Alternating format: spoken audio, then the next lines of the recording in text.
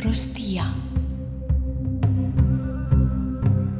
Prostia e o boală ce suferă oricine.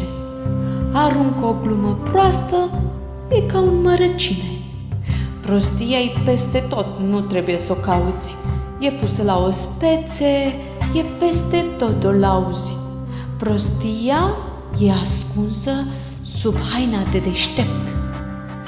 Ha, ha, eu știu de toate, doar sunt un intelect. Prostia nu te cruță, indiferent de vârstă. Băiete, tu mă înveți, noi suntem de o vârstă.